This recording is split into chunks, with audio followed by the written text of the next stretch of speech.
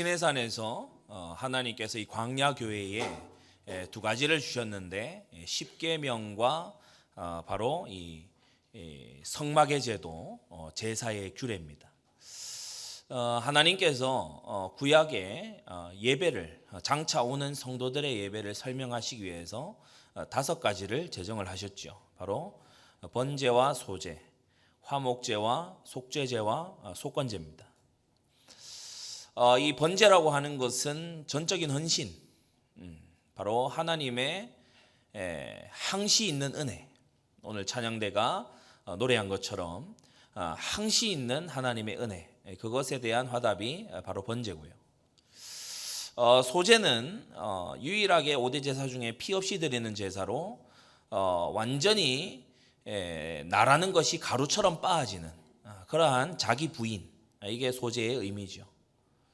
그리고 세 번째 화목제는 모든 불화를 뒤로하고 하나님과 주의 종과 그리고 주의 백성의 규모를 쫓아 사는 이들과 화목할 것을 그렇게 다짐하는 그와 같은 제사고요. 속죄제는 우리가 잘 아는 대로 죄 범한 것에 대한 회개에 이미 6월절 어린 양의 피를 바르고 구속함을 받았지만 광야 가는 동안 이 속죄제를 통해서 우리가 구원받은 이후에 짓는 죄에 대해 회개하는 그와 같은 제사가 속죄제고요. 속건제는 주의 것이나 또는 이웃의 것에 해를 끼친 것에 대해서 우리가 피해를 보상하면서 그리고 무언가 부서진 것을 다시금 세우면서 드리는 회복의 그런 제사지요. 이 다섯 가지 전체가 신약을 살아가는 우리 성도들의 예배의 핵심 정신이 되어야 될 줄 믿습니다. 자, 그런데 중요한 것은 이 번제, 소제, 화목제, 속죄제, 속건제 이 다섯 개 모두가 이 예배를 드리려고 하면 반드시 있어야 되는 게 있는데 그게 뭐냐 하면 하나님의 은혜와 나의 죄가 인정이 되어야 돼요. 죄를 숨기면 속죄제를 드릴 수가 없어요. 그냥 속죄제를 드리려고 합니다 하면은 제사장이나 또 곁에 섬기는 레위인들이 무슨 죄입니까? 당연히 물어보게 돼 있죠. 죄를 자기가 깨달았을 때 이제 속죄제를 드릴 수가 있고 죄를 시인할 때 속죄제로 나올 수 있는 거예요. 끼친 피해를 인정할 때 속건제를 드릴 수 있고 내가 불화하구나, 내가 화목하지 못했구나, 그걸 알 때 이제 화목제를 드릴 수가 있고 그런 것이지. 내가 자아가 너무 굳세구나 이럴 때 소제를 드릴 수가 있는 것이지. 나는 죄 없다 이런 사람은 5대 제사 중에 드릴 수 있는 게 아무것도 없어요. 난 잘하고 있고 내 힘으로 잘 살았고 내가 무슨 죄가 있냐 이런 사람은 5대 제사 중에 할 수 있는 게 없어요. 예배가 안 되는 삶이다. 하나님께 나아갈 수가 없다. 여러분, 우리는 오늘도 우리가 거듭난 이후에 죄사함 받은 이후에 우리가 여전히 죄 안에 있음을 알고 주님 앞에 회개하고 자복하며 주님의 거룩하게 하시는 능력을 우리가 사모함으로 오늘 나온 줄 믿습니다. 그게 예배의 중심이 되어야 돼요. 6월절 피 바르고 나온 이스라엘 백성이 광야 가는 동안 계속해서 이 5대 제사 드리면서요, 하나님 앞에 나의 삶이 정말 모든 것을 하나님께로부터 받았으니 내가 하나님께 화답하는 번제적 삶을 살겠다. 내 자아를 완전히 가루처럼 부수겠다. 소제적 삶을 살겠다. 그러면서 내가 하나님과 화목하고 하나님의 세우신 질서 속에서 내가 화평하고 그렇게 하기를 원한다. 여러분, 화목제의 정신을 가지고 속죄제의 정신, 속건제의 정신을 가지고 오늘 예배 드리시기를 바랍니다. 자, 오늘 제목이 죄를 숨기려다가 였어요. 죄를 숨기려다가 점점 일이 커져가는 거, 점점 사태가 심각해져 가는 모습이 오늘 기록되어 있는데 우리가 죄를 숨기려 할 때에 어떠한 이 나쁜 결과들이 오는지 그것을 함께 봐야겠습니다. 먼저 서론에 우리가 보면 암몬의 수도, 이 암몬이라고 하는 것은 모압과 함께 롯의 그 옛날 아브라함 조카 롯의 두 딸이 아비로 말미암아 부끄럽게 잉태한 그 자손들이죠. 그래서 모압과 암몬의 족속은 그 시작부터가 하나님을 거역하고 굉장히 소돔 고모라의 영향을 받은 그런 사람들입니다. 암몬 수도의 랍바성을 이제 다윗이 쳤어요. 그 배경이 무엇인가 하면 원래 암몬이 다윗에게 굴복하고 다윗에게 조공도 드리고 그렇게 하기로 했는데 반역한 거예요. 예나 지금이나 충성을 얘기하다가 반역하는 사람을 또다시 충성 얘기한다고 해서 순진하게 믿어줄 그런 군왕은 없지요. 그러니까 그 전에 머리를 숙이고 있다가 반역을 하니까 다윗이 이거는 제압을 하지 않으면 모압이든 에돔이든 소바든 주변 나라들이 다 들고 일어날 게 뻔하잖아요. 그러니까 이 암몬으로 군대 장관 요압과 병사들을 이제 보낸 겁니다. 그래서 이 수도 랍바성을 함락시키고 완전히 누가 너희의 위에 있는지 그걸 보여줘야 된다. 응당 당연한 일이죠. 섬기겠다고 했으면 섬겨야 되는 거지. 그걸 또 막 깨고 나와가지고 이렇게 반역하는 거 굉장히 야비한 짓이지 않습니까? 그곳에 이제 요압과 신복과 군대가 간 겁니다. 아마 이 신복들이 왕은 그냥 도성에 계십시오. 그런 이제 얘기를 했을 겁니다. 우리만 해도 충분합니다. 왕은 도성에 계십시오. 다윗이 이렇게 볼 때도 굳이 자기가 안 가도 될 것 같아요. 그리고 또 우리가 이전 장에서 봤듯이 암몬에게 조금 이 다윗이 연민이 있었습니다. 그렇기 때문에 다윗이 이제 성에 남아 있는 거죠. 그러니까 이 다윗이 예루살렘에 남아 있었다. 많은 설교자들이 이 다윗이 예루살렘에 남아서 오늘 일부 강단에서 말씀에서 들은 것처럼 순식간에 게으름에 빠졌다라고 그렇게 평가를 합니다. 왜 그러냐? 낮잠을 자는데 저녁 때에 대해서 일어났어요. 이것은 상식적으로 말이 되지 않습니다. 아니요, 부목사님 그래도 너무 피곤하면은 사람이 낮에 이렇게 좀 자고 피로를 풀고 회복할 수 있는 거 아닙니까? 여러분, 이스라엘이고 왕 곁에 지금 제사장들이 즐비하고 왕의 규례가 있어요. 뭔가 하면은 저녁까지 잤다는 건 아침 번제 딱 빼먹었다는 거예요. 네, 이스라엘은 원래 아침 저녁으로 번제가 있죠. 왕의 하루 스케줄이 있는 겁니다. 그 중에 중요한 스케줄이 뭐냐면 조석으로 드리는 번제예요. 아침 번제, 저녁 번제. 장막이 저 실로에 있는 것도 아니고 예루살렘에 와 있고 언약궤도 들어와 있지 않습니까? 그러니까 아침에 경배하고 저녁에 경배하고, 근데 저녁까지 잤다 이 말은 이제 아침 번제를 건너뛴 거예요. 그러니까 이것이 굉장히 이례적인 일이죠. 왕이 자느라고 왕과 제사장이 함께 있는 그 성읍에서 아침 번제에 왕이 결석을 하는 그런 것이 이제 내포되어 있는 겁니다. 그런데 저녁 때에 늙음하게 이제 일어나 가지고 왕궁 옥상을 거닐다가 뭔가 봤어요. 우리가 창세기 3장에서도 보면은 여자가 그 열매를 보매, 다윗이 왕궁 옥상에서 뭔가를 봤어요. 목욕하는 한 여인을 보게 된 것입니다. 그런데 목욕하는구나 이러고 그냥 지나쳤으면 될 것을 거기에 이제 죄의 유혹이 발동이 걸린 거예요. 심히 아름다워 보였어요. 일부 강단 말씀에서도 우리에게 말씀을 주셨듯이 그 순간 영혼을 빼앗긴 거예요. 그 순간 영적 상태 빼앗긴 거예요. 게으름 속에 있다가 순간 그 마음을 빼앗긴 겁니다. 자제력과 판단력을 상실하고 완전히 잡힌 상태가 됐어요. 죄에 오염되는 건 순식간이고 그 오염된 상태에서 빠져나오는 데는 세월이 걸립니다. 성도 여러분, 죄는 모양이라도 버리시기를 바랍니다. 가급적이면 자녀를 기르는 이런 집에서는 PC나 이런 것을 좀 거실에 두시기를 권해요. 왜냐하면 자제력이 훨씬 부족한 성장기에 있는 자녀들에게 좋지 않습니다. 그리고 여러분 자신들도, 우리 성도님들 각각 자신들도 마음을 지키되 특히 눈을 지키시기 바랍니다. 특히 눈을 지켜야 돼요. 다윗이 안 볼 걸 받고 순간 마음을 빼앗겨서 완전히 딱 들어갔는데 이게 이제 돌이킬 수 없는 그리고 다윗의 가문에 두고두고 뼈아픈 상처가 되는 그 일의 발단이 됐다는 겁니다. 이성을 잃었어요. 아무것도 생각이 나지 않아요. 저 목동 시절에 저 광야를 헤맬 때에 끊임없이 기도하고 말씀을 떠올리고 하나님의 신에 감동되었던 다윗이 이 순간만큼은 아무 생각도 나지 않아요. 오로지 그 여인의 그 육체만 생각을 하는 거예요. 그러면서 사람을 보내서 알아봤죠.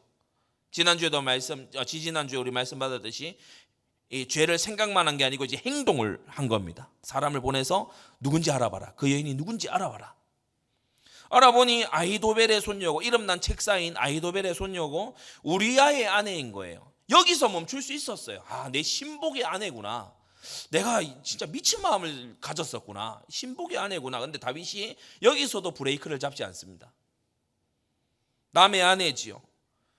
모세의 율법에 레위기 이르기를 남의 아내와 통간하는 자는 사형에 해당한다라고 돼 있는 걸 온 이스라엘도 알고 다윗도 알지만 다윗이 지금 이 말씀에 브레이크가 안 잡혀요. 성도 여러분, 말씀이 나를 잡아 세우도록 기도해 두시기 바랍니다. 하나님의 말씀이 나를 잡아 세우게 해 주옵소서. 죄로 향하여 달려갈 때에 하나님의 말씀이 나를 사로잡게 해 주옵소서. 사자를 보내서 데려왔어요. 그리고 곧장 동침해서 범죄했지요. 아무 일 없었던 것처럼 집으로 돌려보냈습니다. 잠언에도 이르기를 남녀가 함께한 자취를 누가 알겠냐라고 했죠. 아무도 모르는 줄 알았어요. 다윗과 밧세바만 딱 알고 있는 비밀이다라고 생각을 했죠. 완전 범죄인 줄 알았습니다. 그런데 그 뒤에 밧세바로부터 전갈이 온 거예요. 제가 잉태를 했습니다. 그래서 지금 이 세상에 드러나게 됐어요. 온 세상에 이게 지금 우리아는 요압과 함께 저 전장에 나가 있는데 이 본국에 남아있는 이 아내가 배가 불러오기 시작하면 이거 누구의 자식이냐 이렇게 되게 된 거예요. 큰일이 난 거지요. 이때라도 지지난주 말씀 받았듯이 하나님 앞에 죄를 범했노라고 그러면서 죄를 짓고 하면서 재물을 가지고 밧세바도 하나님께로 다윗도 하나님께로 나와 속죄의 은총을 구했다면 또 하나님은 은혜의 길을 내셨을 겁니다. 그런데 다윗이 말씀이 엄중한 것을 알면서도 뭡니까?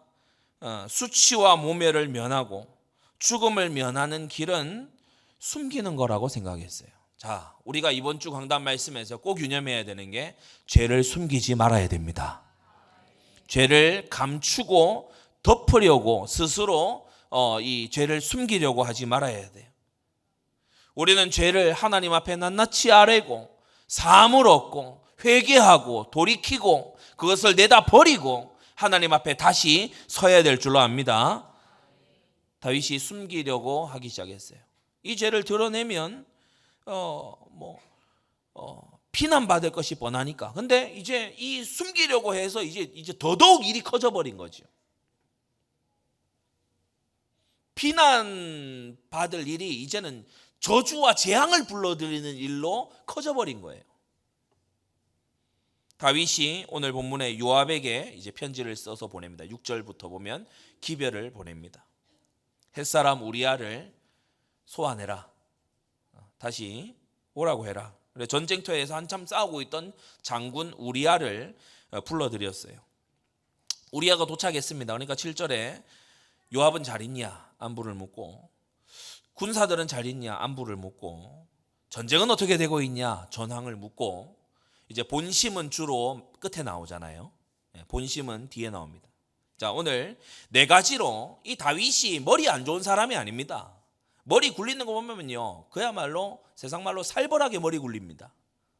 그러니까 성령 감동에서 떨어지고 하나님 말씀 순종의 브레이크가 안 잡혀 있는 이 다윗이 어떻게 폭주하는지 오늘 네 가지로 우리가 볼 텐데 그 첫 번째가 뭐냐면 내 집으로 내려가서 발을 씻으라. 솔깃한 제안을 합니다. 솔깃한 제안을 해요. 사람이 죄를 감추려고 할 때 꾀를 냅니다. 죄를 감추기 위해서 꾀를 내요. 다윗이 낸 꾀는요, 우리아를 집으로 돌려보내 그 아내와 빨리 동침하게 해서 지금 생긴 이 아이가 우리아의 아이인 것으로 그렇게 해야 되겠다, 이런 꾀를 낸 거죠. 굉장히 추악한 꾀 아닙니까? 그리해서 작은 첫 번째, 자기 죄를 덮으려고 했어요. 우리아가 이제 아내하고 동침하면은 아이가 생겨도 우리아가 자신의 아이라고 믿지 않겠냐. 얼마나 자기 왕을 위해서 목숨을 바쳐서 충성하는 이 우리아를 기만하는 행위 아닙니까? 그런데 다윗이 이 꾀를 씁니다. 우리아로 인한 임신으로 만들어서 다윗은 비난을 면하고 밧세바도 음부의 행세를 했다는 그 비난과 이제 심하면 사형까지 해당하는 그와 같은 일을 면하게 해주려고.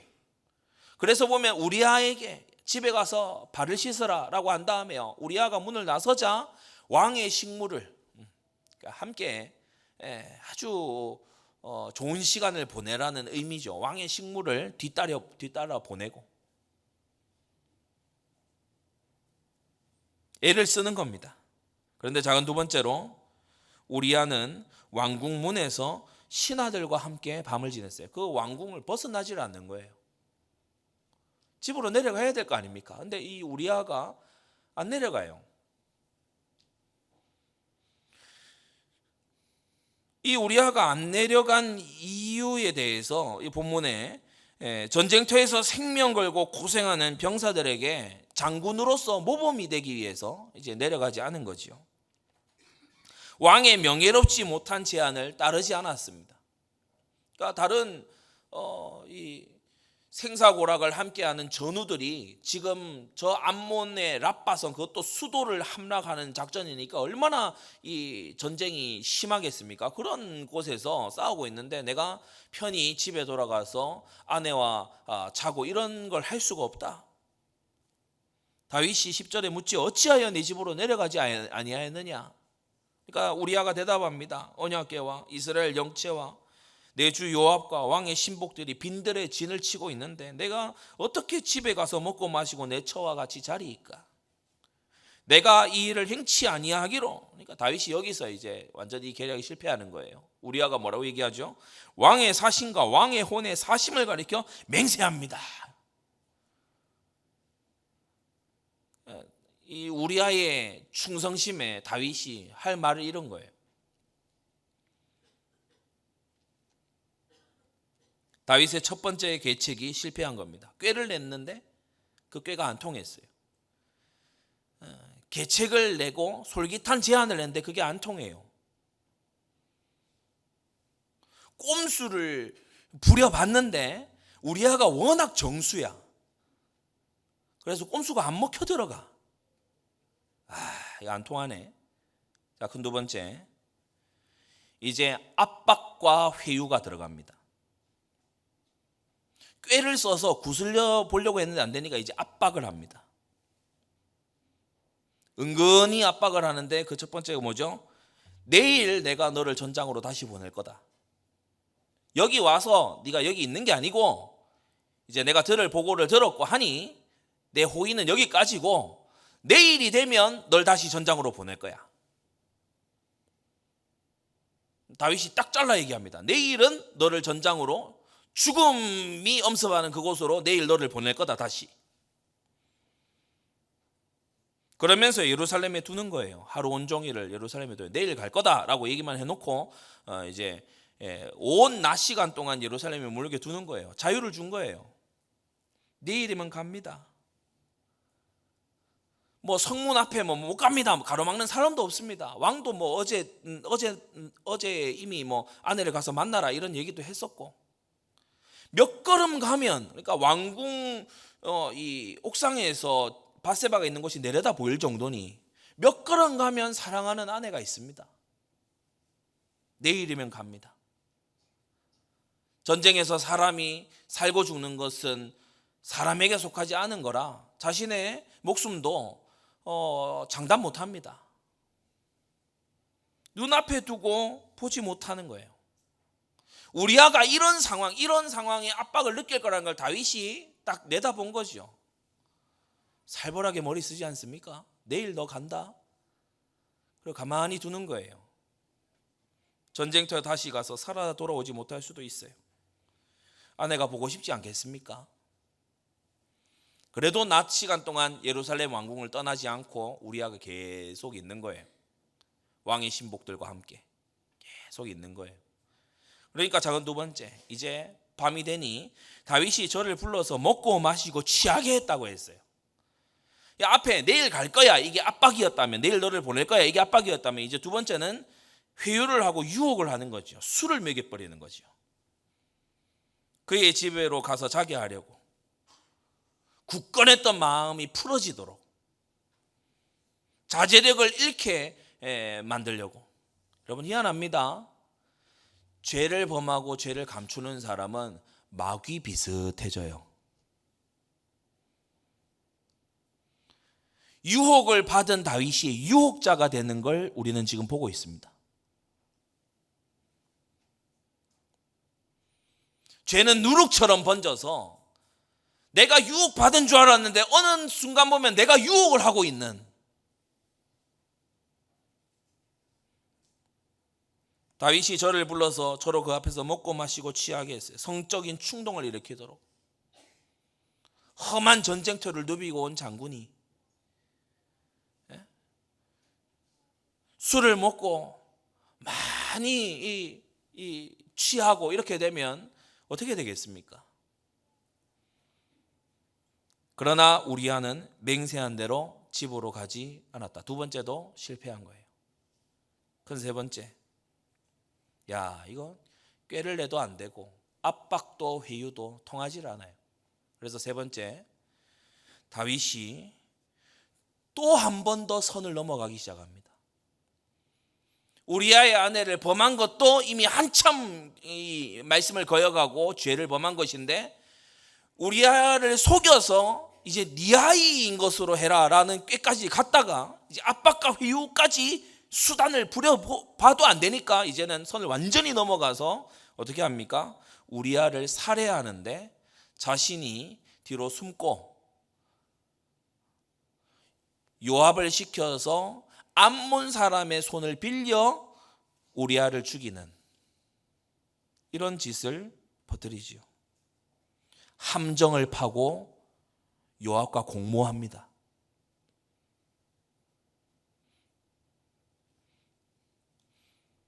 다윗이 지금 이 죄를 덮으려고 온갖 수단을 다 씁니다. 꾀를 내서 구슬려 보고 압박을 하고 술을 먹이고, 그 다음에는요, 이 우리아 자체를 제거를 해버리려고 이제는 함정을 파요.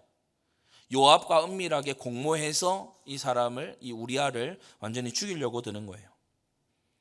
우리아를 죽게 하라. 다윗이 편지를 써서, 여러분 얼마나 잔인합니까? 이 우리아를 죽이라는 편지를 우리아 손에 들려서 요압에게 보내요. 얼마나 잔인무도한 짓입니까? 주된 내용은 싸움이 심한 곳에 우리아를 보내서 우리아를 죽게 해라, 이 내용이죠. 방법까지 자세히 알려줍니다. 맹렬한 싸움에 앞세워두고 너희는 뒤로 물러나서 우리아가 죽도록 하라는 겁니다. 요압이 다윗의 명령대로 하는데, 여기서 우리가 또 하나 볼 수 있는 사실은 이제 요압이 다윗의 추악한 면을 제대로 보는 그런 계기가 됐어요. 이 요압이 나중에 다윗의 아들 솔로몬이 왕위에 오르려 할 때 아도니아의 난에 가담하지요. 그 다윗을 향한 불신, 다윗을 향한 의심, 그게 어디서부터 싹트기 시작했냐? 바로 여기입니다. 충직한 장수를 죽이는 일에 요압이 공모는 했으나 요압이 이때부터 다윗을 불신하기 시작해요. 여러분, 교회 안에서도 마찬가지입니다. 신앙 공동체 안에서 이 사람 저 사람이 서로 만나서 막 욕을 하고 누구를 막 험담을 하고 막 서로요 뭐 그런 일에는 죽이 잘 맞아요. 막 얘기를 해요. 그래가지고 보니까 둘 다 규모가 없어. 규모 없는 사람들끼리 짝짝꿍 잘 돼. 막 이 음담패설도 서로 같이 하고 막대 먹은 얘기도 하고 뭐 교회 욕도 서로 같이 하고 그래 또 교회 나와서 늠름하게 앉아 있고 둘이서 잘 그래요. 근데 나중에 이 둘이가 서로를 못 믿어요. 나중에 이 둘이가 서로를 못 믿습니다. 제가 어디 가서 나 욕할 것 같은데, 얘가 어디 가서 우리 둘이만 지은 죄를 얘기할 것 같은데. 여러분, 요압이 머리가 없는 사람이 아니잖아요. 생각 안 하겠습니까? 야, 이거 우리아가 죽은 건 내가 다 뒤집었으면 어떡하지? 신뢰가 안 되는 거예요. 다윗이 지금 우리아만 잃어버리는 게, 이 충직한 신하 우리아만 잃어버리는 게 아니고 요압도 같이 잃고 있습니다.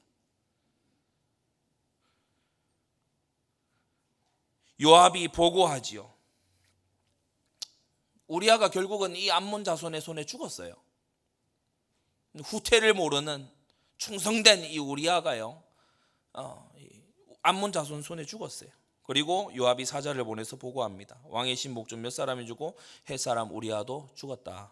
근데 우리가 본문 20절 21절을 보면은 요압이 다윗 왕이 이렇게 반응할 것 같다라고 다윗의 말을 예상해서 사자들한테 얘기합니다. 20절 21절 보세요. 혹시 왕이 노하여 네게 말씀하기를 너희가 어찌하여 성에 그처럼 가까이 가서 싸웠느냐, 저희가 성에서 쏠 줄 알지 못하였느냐, 여롯베셋의 아들 아비멜렉을 쳐 죽인 자가 누구냐. 그러니까 다윗이 할 법한 말을 사자들에게 얘기해 주면서, 그러면서 가서 우리아도 죽었다고 얘기해라. 그러면 다윗이 별 문제 안 삼을 거다라고 하는데 이미 다윗을 헤아리고 있는 요압이죠.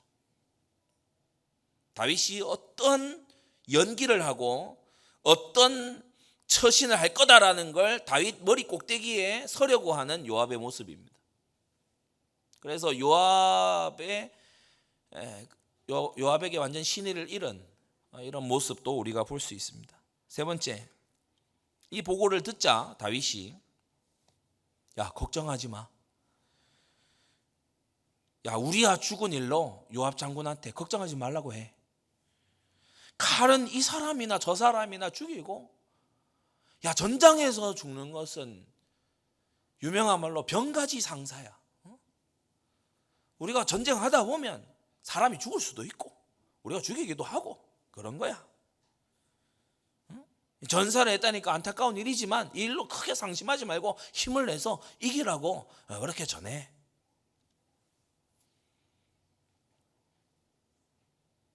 다윗은 이 일이 무마되고 묻혀 넘어가기를 원했습니다. 그러나 요압은 분명히 이유를 알고 있었죠.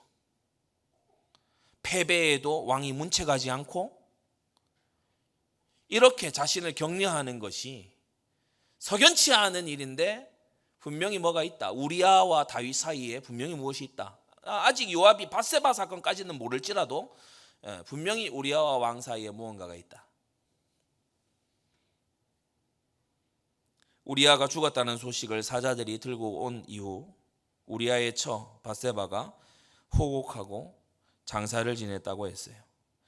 본문 26절에 성경은 그녀의 이름을 부르지 않고 우리아의 처라고 기록하고 있습니다.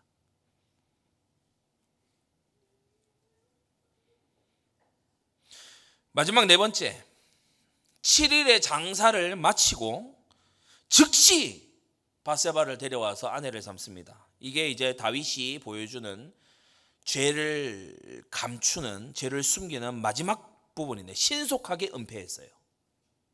신속하게 은폐해요.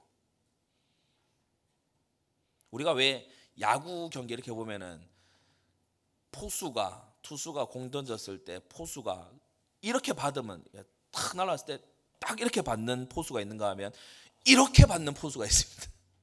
신속하게 스트라이크 존으로 이렇게 포수가 이러면서 받아요. 심판이 그런 포수 싫어합니다. 다 들어오는 거 봤는데. 그러니까 그 스트라이크 볼 판단하는 건 포수 장갑에서 파악하는 게 아니고 타자를 지나올 때의 존을 보고 파악을 하는 거잖아요. 근데 그러거나 말거나 포수가 이러면서 받는 거예요. 그런 포수들이 있어요. 마음에 안 드는 거예요.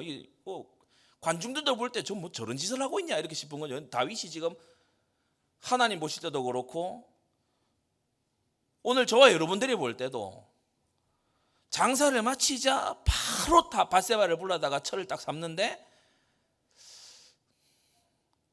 굉장히 의문스러운 행동입니다. 신속하게 뭔가를 은폐해요. 밧세바는 남편 우리아의 상을 치를 당시에 이미 임신 중이었지요. 그러니까 발빠르게 아내를 삼아가지고 문제없는, 그러니까 사별 이후에 재혼한 문제없는 부부다라고 하는 것을 대내외에 알리기 위해서 신속하게 은폐하는 겁니다.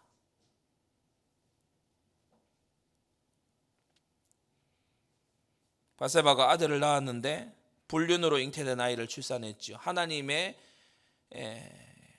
계획 밖에, 하나님의 자비 밖에 있었다면 그러나 저러나 이 아이가 그냥 컸겠지만 다윗은 하나님의 특별한 관리의 대상이기 때문에 하나님이 이 아이를 치십니다. 하나님이 데려가시죠. 오늘 27절에 성경은 다윗의 소위가 여호와 보시기에 악하였다라고 합니다. 다시 네 가지 정리를 하면 죄를 숨기기 위해서 첫 번째로는 꾀를 내요. 꾀를 내. 상대가 모르게, 상대가 뭔가 내가 원하는 계획대로 움직여줄 그런 꾀를 딱 냅니다. 기가 막힌 꾀를 내요. 이게 원대로 안 움직여지잖아. 그러니까 압박과 회유를 합니다. 이게 죄인들이 쓰는, 전형적으로 쓰는 수단이죠. 압박과 회유를 합니다. 이 상대를 원하는 대로 내 죄를 숨길 수 있는 방향대로 움직이기 위해서. 그래도 안 되니까 어떻게 합니까? 세 번째는 제거를 해요. 또 다른 죄를 지어요. 간음을 덮기 위해서 살인을 하는. 그러면서 그 와중에도 자기는 감추고 요압에게 시켜서 암몬 자손 손을 빌려서 우리아가 마치 전사한 것처럼 그렇게 꾸미고서 이제 마지막 매듭 뭡니까? 신속하게 은폐하고 덮어서 딱 마무리를 지으려고 하니 뭐 자세한 상황을 모르는 사람은 뭐 아무 일이 없구나. 다윗한테 재혼해서 사별 이후에 가서 아이 낳았는데 아이가 죽어서 참 마음이 아프다. 안 됐다. 라고 생각하겠죠. 그러나 모든 것을 마음에 품은 것까지도 알고 계시는 하나님의 눈에 다윗의 소위가 악했다.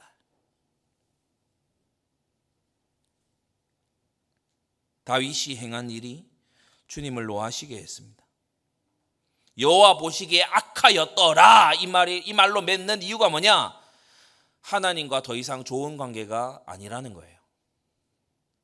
그것도 하나의 죄로 하나님 앞에 속죄의 은총을 구한 게 아니고 지금 이 간음이라고 하는 이 하나의 죄를 무려 4가지의 수단을 갖다 붙이면서 숨기려고 들잖아요.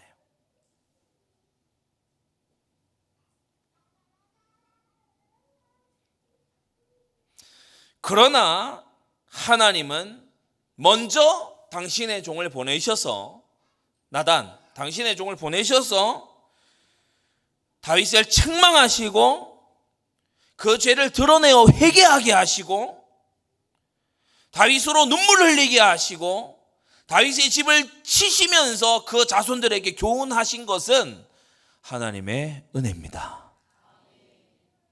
만일 사울이었다면 하나님이 내버려 두셨겠죠.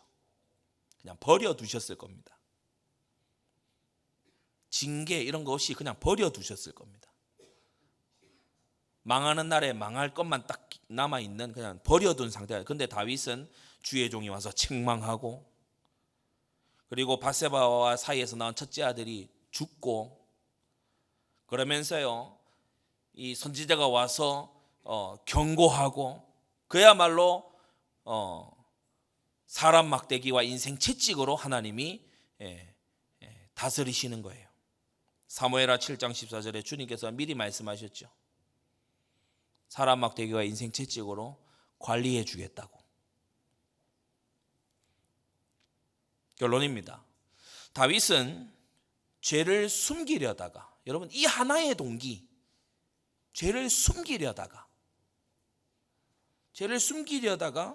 더 심각한 온갖 죄를 짓고 하나님께로부터도 미움을 받고 이제 군대 장관인 요압으로부터도 이상한 취급을 받는, 더 나아가서 모든 이스라엘 방백과 그리고 백성들이 이 일을 다 알게 되죠. 여러분 성경이 진실된 기록이라는 증거가, 여러분 다윗과 그의 이 업적을 이스라엘 유다 백성들이 얼마나 칭송하고 높입니까? 지금 현재 이스라엘 국기에도 다윗의 별 그게 있어요. 그러니까 다윗이 얼마나 모세와 함께 영웅입니까? 근데 다윗의 추악한 게 그대로 다 기록돼 있어요. 다윗이 어떤 범죄를 다 추악한 거 다 기록돼 있어요.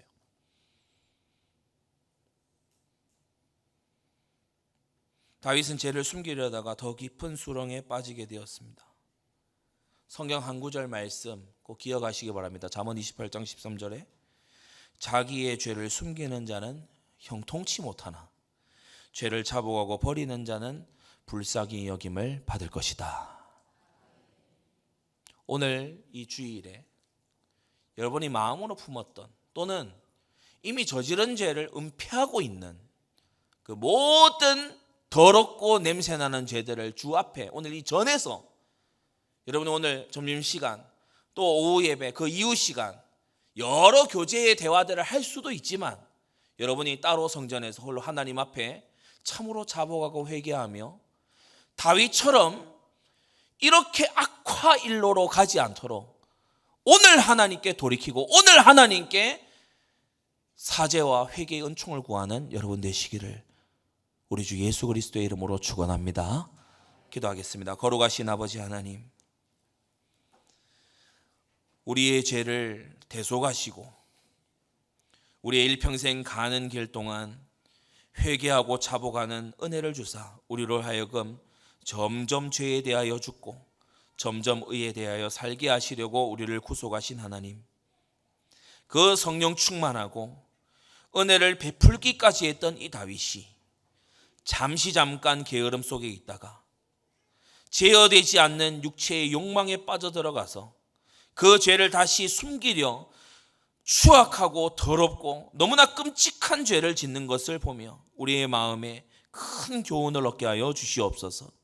아버지 하나님, 우리가 죄는 모양이라도 버리라고 하신 신약의 가르침을 좇아서 주 앞에 죄를 자복하고 회개하며 주님의 깨끗하심을 입고 다시금 경건의 길로 다시금 회복의 길로 나아가는 오늘 거룩한 주일 되게 하여 주시옵소서. 우리 마음의 푸은 죄도 하나님 앞에 내어놓고 회개하며 자복하며 주님께서 깨끗한 심령을 주시기를, 우슬초로 우리를 씻어 주시기를 기도하는 오늘 거룩한 주일 되도록 우리를 인도하여 주시옵소서. 예수 그리스도의 이름으로 기도드리옵나이다. 아멘.